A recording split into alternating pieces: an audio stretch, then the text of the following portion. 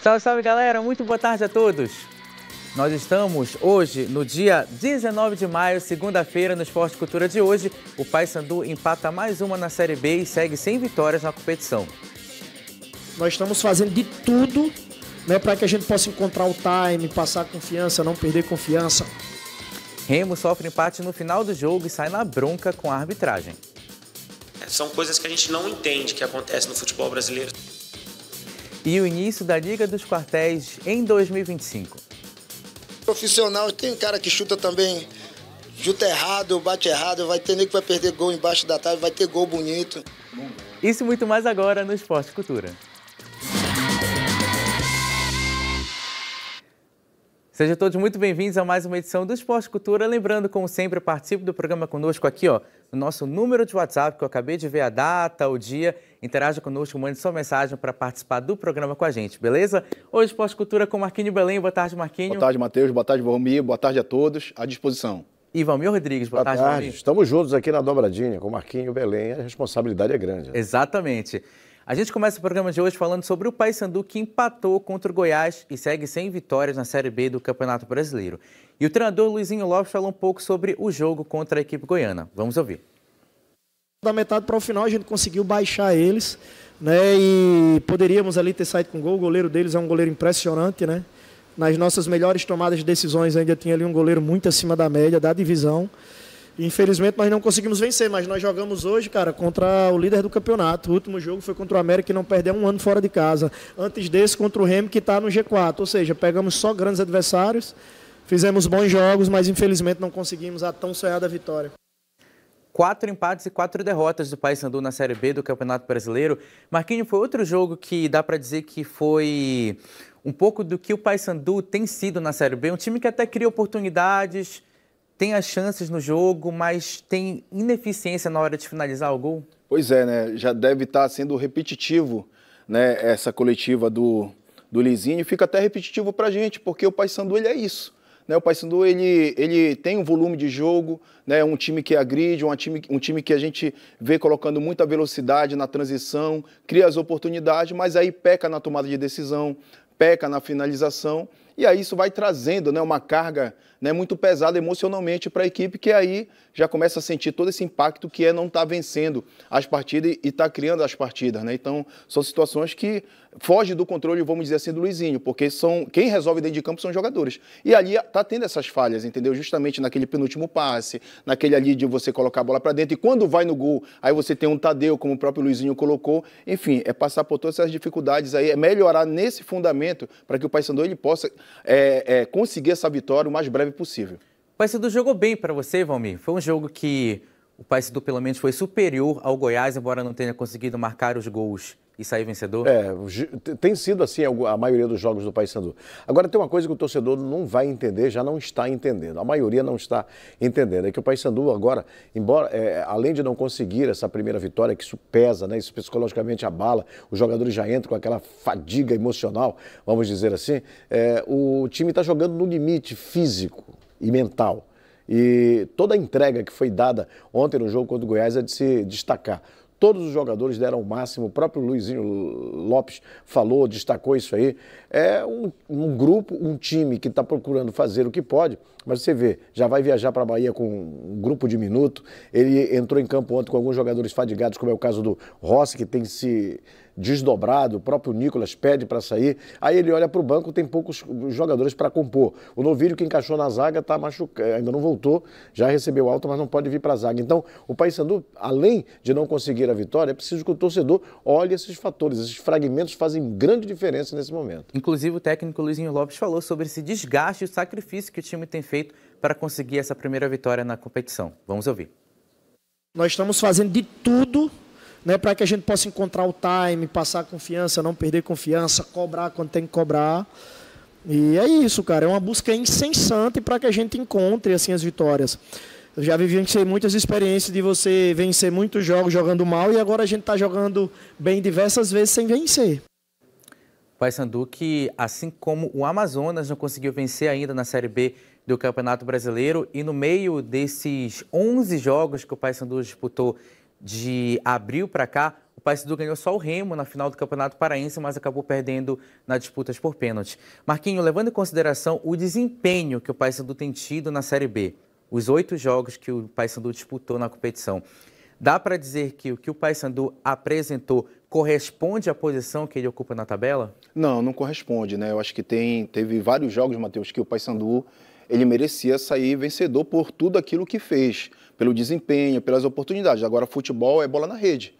Né? Futebol é você também fazer o adversário correr atrás de você, para você conseguir tirar proveito dessa desorganização, para o Paysandu conseguir mais espaço. A gente sabe, se a gente for numerar aqui, a gente viu, como o Valmir colocou ontem, essa entrega de ontem não foi diferente dos outros jogos. Todos os jogos do Paysandu ele vem realmente entregando. É por isso que a gente está vendo os jogadores aí no seu limite físico, entendeu? Mas, infelizmente, futebol é bola na rede. Futebol é competência. E isso aí, infelizmente, o Paysandu ele não está tendo na hora de decidir o jogo, na hora de matar o adversário. Olha, só dizendo que é diferente do Amazonas. Você vê o Amazonas está lá embaixo, não tem apresentado absolutamente nada. O Volta Redonda, por exemplo, não tem nada.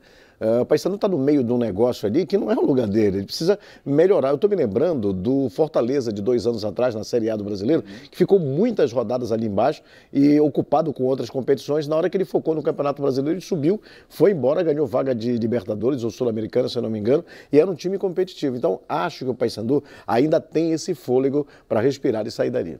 O Paysandu que tem o segundo pior ataque da Série B do Campeonato Brasileiro, com apenas 4 gols marcados, ocupa a penúltima posição do campeonato com 4 pontos. Agora, engraçado, mas aí se for também pegar os números do que o Paysandu cria, né? É aquilo que eu te falei, é o pior, porque não é porque não cria, pelo contrário, até cria, mas aí peca na hora dessa finalização. Mas ontem, por exemplo, como disse o Luizinho Lopes, diz o seguinte, nas nossas melhores tomadas de decisão estava lá o Tadeu, né? O Paysandu ainda tem esse problema, encontra grandes goleiros pela frente. 19-13 finalizações para o Paysandu no jogo. Agora a gente fala sobre o Remo, que saiu na frente contra o Atlético Goianiense, mas sofreu empate nos acréscimos do segundo tempo e saiu sem a vitória lá em Goiânia. E o treinador do clube do Remo, Daniel Paulista, falou um pouco sobre esse resultado da equipe azulina. Vamos ouvir. Acho que nós falhamos no último lance, talvez um pouquinho mais de maturidade, concentração para segurar a vitória e deixamos escapar 2 pontos, mas claro que devido ao adversário, ao momento, é um ponto que tem que também ser comemorado. Continuamos entre os primeiros colocados, perdendo somente pelo critério de desempate. O Remo que dos jogos que disputou como visitante na Série B do Campeonato Brasileiro, que foram 4, empatou os 4. E aí, até mesmo na coletiva, o Daniel Paulista lembra, por exemplo, do jogo contra a Ferroviária, que o Remo sofre o gol no final, mas também que o Remo havia conseguido um empate no final do jogo contra o Criciúma, por exemplo. Então ele considerou o empate um resultado até natural pelo que é a Série B, mas lamentou pelas oportunidades que o Remo criou, pelo gol anulado, que daqui a pouco a gente vai repercutir, e principalmente pela maneira também como o Atlético conseguiu achar o gol na reta final do jogo, Marquinhos. Claro, sem dúvida, né? Eu acho que o Daniel ele coloca uma estrutura tática bem reativa da equipe do Clube do Remo, né? Uma equipe jogando em transição, isso aconteceu, isso deu certo, né? Eu acho que o planejamento dele... Depois falou sobre essa decisão da arbitragem, de como ela influenciou o resultado final da partida. Vamos conferir. Na minha visão, totalmente legal esse gol, não há nada no lance, entendeu? Acho que o árbitro... são coisas que a gente não entende que acontecem no futebol brasileiro, sabe? São situações que a gente não consegue encontrar... fatos que justifiquem tal decisão, né? Haja vista que ele ficou para resolver isso, ficou quase 5 minutos do jogo parado para resolver isso. Só para contextualizar, para quem ficou um pouco de fora, o Remo vencia o jogo por 1-0 e já no final da partida o Regis fez 2-0 anulado, isso já aí o lance que foi revisado pelo árbitro de vídeo, o árbitro de campo avaliou que houve a falta. E a diretoria, o jurídico do Remo, enfim, acho que tem que ficar mais atenta nessa questão, entendeu? Se eu não me engano, é o segundo jogo que esse árbitro apita do Atlético Goianiense. Então, é importante... Que vai solicitar à Confederação Brasileira de Futebol, a CBF, a análise criteriosa da atuação da arbitragem, com pedido de providências imediatas para... Falando sobre o Clube do Remo, porque nem tudo foi má notícia para o Leão nesse final de semana. O Jaderson recebeu alta hospitalar e vai seguir a recuperação do trauma na cabeça em casa. Segundo o boletim médico, isso foi possível após ele apresentar melhores significativas evidenciadas nos exames de imagem. A tomografia mostrou uma evolução satisfatória do quadro clínico. Além disso, o departamento médico do clube segue acompanhando a reabilitação do meia e dando atenção necessária para garantir a plena recuperação do atleta. Muito bacana, Marquinhos, a gente vê essa notícia boa envolvendo o Jadson, que passou uma semana internado na UTI depois daquele choque de cabeça com o Novídeo, recebeu alta e agora vai, aos poucos, poder retomar algumas atividades. Com certeza, né, Matheus? Eu acho que a torcida de todo mundo, né? Parabéns aí para o departamento médico do Clube do Remo, né? Claro que o tratamento ainda continua, ele precisa ainda se recuperar, mas está muito próximo dessa volta e com certeza o elenco ganha com isso, a torcida ganha com isso de ver esse guerreiro aí novamente à disposição para ajudar o Remo nessa Série B. Valmir, de que forma isso pode também ajudar o ânimo do time? Porque foi uma situação que afetou, logicamente, todos os jogadores. Eles ganharam, inclusive, o Campeonato Paraense para o Jadson e agora, nesse bom momento que o Remo vive na Série B, de que maneira essa volta do Jadson, não necessariamente para o campo, mas está à disposição do elenco, fora do hospital, pode ajudar o time? Olha, o momento já é bom no campo, né? Fica melhor ainda no ambiente, no clima, no ar que se respira. Mas é bom lembrar que, em função da saída do Jadson, o técnico ele mudou a maneira de jogar do Clube do Remo, especificamente porque ele não tinha a peça Jadson, né? Então o Jadson vai voltar daqui a pouquinho, vai ser interessante. Ele já sabe agora, o Daniel Paulista, que ele pode ter o esquema A ou o esquema B, que vem pelo menos até aqui sendo eficiente, vem dando certo. Agora a gente fala de Série D, porque no Clássico das Águias terminou empatado sem gols, 0-0 lá no Zinho Oliveira. Apesar de terem criado muitas chances, principalmente no segundo tempo, não conseguiram sair do 0-0 lá em Marabá. Com destaques para as atuações dos goleiros Axel Lopes pelo time marabaense e o Vinícius pelo lado tunante. Com o empate, a Tuna seguiu na liderança do grupo A1 com 10 pontos e o Águia está na terceira posição com 8 pontos somados. Mesma pontuação do segundo colocado, o Manauara. Pelo lado do Azulão Marabaense, o técnico Silvio Criciúma falou do resultado. Bora ouvir. Tentamos, né, do primeiro ao último minuto. A gente sabia do poderio de contra-ataque, de transição da equipe da Tuna. Nos assustaram numa última bola ali, né, numa jogada de qualidade. Faltou um capricho maior, né, numa questão de último passe, de escolher o momento de agredir, de fazer troca do corredor para invadir a área. Não foi o melhor resultado, mas foi o resultado que nós conseguimos nesse jogo difícil. Pelo lado da Águia do Souza, a Tuna, o treinador Inácio Neto fez uma avaliação também da partida. Vamos ouvir. É o que a gente já esperava, a final da Grão Pará já foi assim. É uma equipe, o Águia é uma equipe que, quando eles não vacilam, né, tem um grande goleiro. O Axel fez mais uma vez um grande jogo, merece todos os aplausos. E a Tuna teve comportamentos interessantes, a gente sabia, eu imaginava que a equipe deles, por ter feito um grande jogo contra o Manauara, vinha na mesma proposta, de um 4-2-3-1, foi assim que o professor Silvio manteve a equipe. E a gente estruturou para poder ter uma quantidade maior no nosso meio campo e a gente conseguiu fazer essas circulações com boas finalizações de fora da área. O Axel, inclusive, fez boas defesas, tanto no primeiro como no segundo tempo. Mas eu penso que o resultado foi justo pelas chances que as equipes criaram. Com os resultados, além de Tuna e Águia seguirem no topo da tabela da classificação da Série D do Campeonato Brasileiro, os dois times seguem invictos no Campeonato, Marquinho, no confronto que, pelo menos em 2024, ele demonstrou muito equilíbrio. O Águia venceu a Copa Grão Pará, mas nos pênaltis houve um empate no tempo normal e agora lá em Marabá, pela Série D, outro empate. Eu acho que está dentro do planejamento, né? Principalmente se tratando do Águia, que tem 2 jogos dentro de casa, pegou a Tuna e agora vai pegar o Trem também. Isso. Aí já contra o Trem, já tem que buscar, tem que ter esses 3 pontos para fazer valer.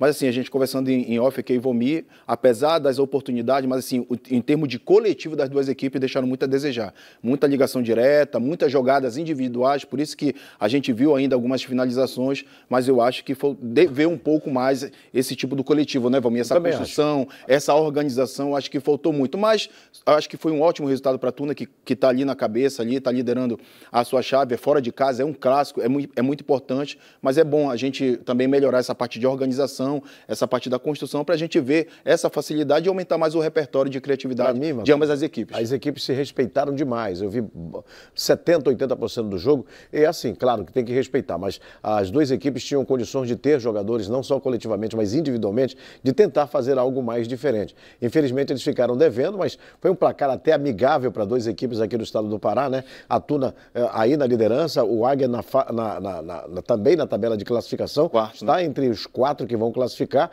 e desses 8 aí, 4 vão classificar. Eu continuo apostando na Tuna e no Águia. E mais de 1.500 policiais começaram neste final de semana a disputa da 6ª Liga de Quartéis do Estado do Pará.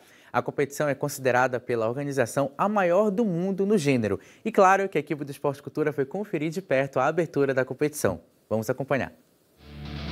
Um gramado bom, times uniformizados e arbitragem preparada. Tudo que uma partida de futebol exige. Mas o que este torneio traz de diferente são os atletas. A 6ª edição da Liga dos Quartéis reúne mais de 1.500 policiais. Momento dos oficiais se divertirem, mas de também mostrar a habilidade com os pés. 22 equipes de unidades policiais de Belém, região metropolitana e interior do estado estão na disputa.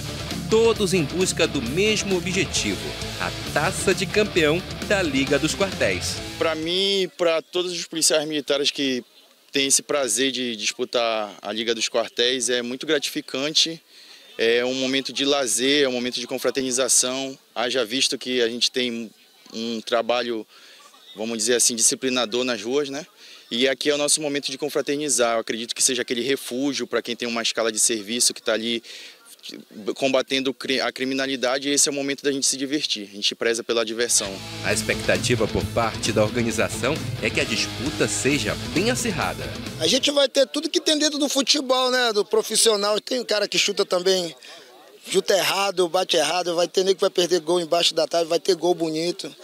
A gente aqui também, a gente não é diferente dos outros profissionais, claro, né, que eles são pagos e são treino mais que a gente, né, mas dentro do nosso mundo aqui há muitos craques mesmo aqui que se não tivesse na polícia com certeza estariam jogando aí para um clube desse aí. E como todo bom torneio merece, a decisão vai ser em um lugar especial. É o momento que a gente congraça entre todos, que a gente tem uma disputa sadia aqui pelo título. É uma liga que está na 6ª edição, né? Começou em 2020 e vai culminar com a final lá no Mangueirão, né? Que é um estádio assim emblemático para quem gosta de futebol aqui do estado do Pará, que é um estado que valoriza muito o esporte. Então essa é a palavra. A gente confraterniza, a gente integra, a gente partilha. E o maior campeonato de policiais do mundo vai seguir até 29 de setembro. Até lá, a promessa de partidas bem disputadas e muita emoção.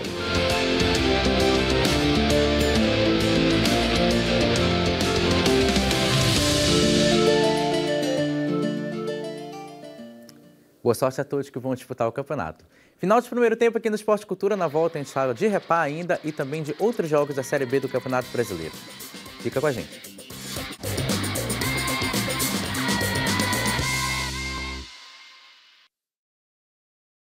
Estamos de volta com o Esporte Cultura. A gente começa o segundo bloco falando sobre futebol feminino, porque o Paysandu venceu o clássico contra o Remo pela Série A2 do Campeonato Brasileiro por 3-0 lá no Bamparabainão.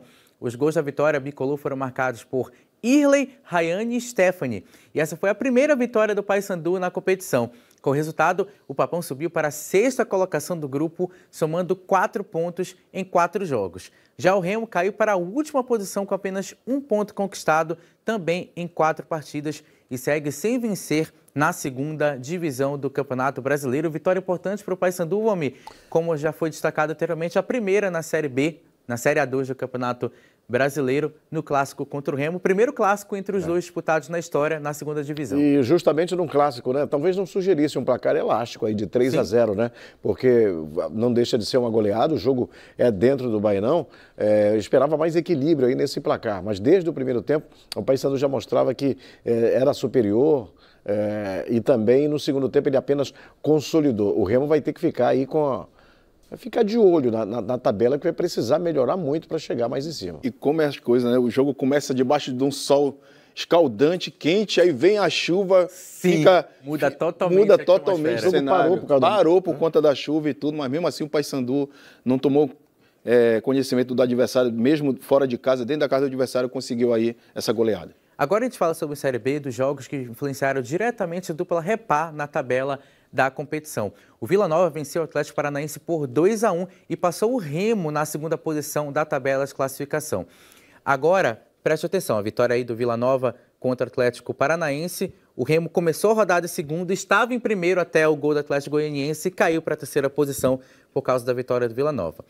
Agora é o seguinte, o Criciúma, que é o primeiro fora da zona de rebaixamento, perdeu para o CRB e se manteve com 6 pontos. Com o empate de ontem, o Paysandu diminuiu a diferença para o time catarinense para 2 pontos. E hoje se enfrentam Volta Redonda e Amazonas às 7 horas da noite lá no Rio de Janeiro, jogo que influencia também diretamente o Paysandu, que é o 19º na tabela. O ideal é o empate, né? Exatamente. Em caso de vitória do Voltaço, a equipe vai para 8 pontos e sai da zona de rebaixamento. Já o Amazonas, se vencer, manda o Paysandu de volta para a lanterna. E o Paysandu pode encerrar pela primeira vez uma rodada como lanterna da Série B do Campeonato Brasileiro. Esse resultado também, de certa forma, foi ruim para o Remo, porque o CRB está lá naquele bolo, também querendo entrar no G4. Realmente, né? É aquilo, né, Matheus? Aquilo que eu falei para você. Algumas situações de jogos que o Paysandu, né, foi bem, criou as oportunidades e não venceu. Então, esses jogos assim que você ali tem a oportunidade de conseguir sair com um empate, com uma vitória, não consegue, aí pesa na questão da classificação. No Remo a mesma coisa, poderia ser o líder do campeonato, aí teve um empate. Mas, enfim, é importante isso, né? Você saber aproveitar e administrar quando você está com a vantagem, né, para sair com a vitória. Valmir. É isso, né? Já que o Paysandu não conseguiu as vitórias até agora, ele tem 4 empates e 4 derrotas, ele não depende só dele mais para nada, nem para ficar na zona do rebaixamento em posição até mais decente, né? Vai ter que esperar por um empate aí para, pelo menos, continuar a não ir para a lanterna. E a cidade de Breves conquistou o troféu Eficiência na primeira etapa regional do Joapa, que ocorreu em Oeiras do Pará.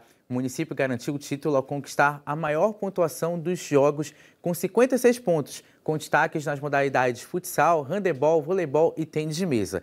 E o pódio ficou assim: Breves campeão, Oeiras do Pará na segunda posição, em segundo lugar, e Ponta de Pedras ficou na terceira posição.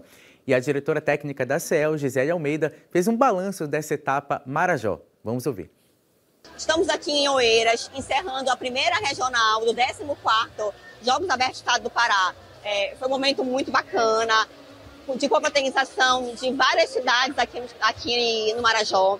E a partir daqui vamos para Ponta de Pedras, que é a nossa segunda regional. Nesse momento aqui também iremos entregar o troféu Eficiência para Breves. O Joapa é promovido pelo governo do Pará por meio da Secretaria de Estado do Esporte e Lazer, a CEL. E parabéns a todos os municípios vencedores na competição. O assunto agora é inclusão. A UZEPAS da Terra Firme recebeu a primeira edição do Campeonato Paraense de Karatê para atletas neurodivergentes. Bora conferir na reportagem.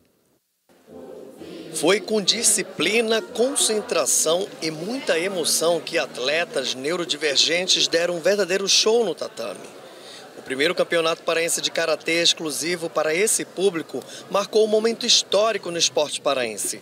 Promovido pela Federação Paraense de Karatê, o campeonato reuniu jovens de diferentes perfis, todos com algo em comum: a paixão pelo esporte e a superação de desafios diários. A federação ela preza muito pela inclusão, né? Então nós fomos primeiro atrás de qualificação para poder oferecer o melhor para esses atletas, para que eles se sintam realmente acolhidos e possam competir de uma forma justa. Na modalidade kata, os atletas mostraram equilíbrio, força e dedicação. Cada um com seu ritmo, respeitando suas particularidades, mas com o mesmo brilho nos olhos de quem sabe o que está fazendo história. A gente precisa trabalhar essa questão da inclusão, principalmente com as crianças, porque ajuda no desenvolvimento deles, né? E todos são crianças, todos estão aqui para lutar, para se divertir, é muito importante. Todos os participantes foram premiados, mas a maior recompensa foi ver o orgulho estampado no rosto de cada familiar e o incentivo vindo de toda a comunidade. A cada dedicação, a cada treino, a gente fica feliz enquanto família e vê o que o esporte proporciona. E sempre foi meu sonho ser professor de karatê. E eu quero ajudar as pessoas que são neurodivergentes como eu, a enfrentar as barreiras e a poder se defender do mundo lá fora. Além de ser uma competição, o evento foi um espaço de acolhimento, reconhecimento e valorização da diversidade. A proposta é que outras edições venham aí cada vez mais inclusivas, porque no tatame ou na vida, todo mundo merece oportunidade para brilhar. Muito legal a iniciativa, parabéns a todos. Antes de encerrar o programa, mandar um abraço aqui para o Sérgio, que é o nosso telespectador assíduo do Esporte e Cultura, e também registrar umas participações do Márcio, também lá do Aurá. Marquinhos, muito obrigado pela participação no Esporte e Cultura. Obrigado, Valmir, a todos que nos acompanharam até agora. Você fica com Sem Censura Pará. Tchau.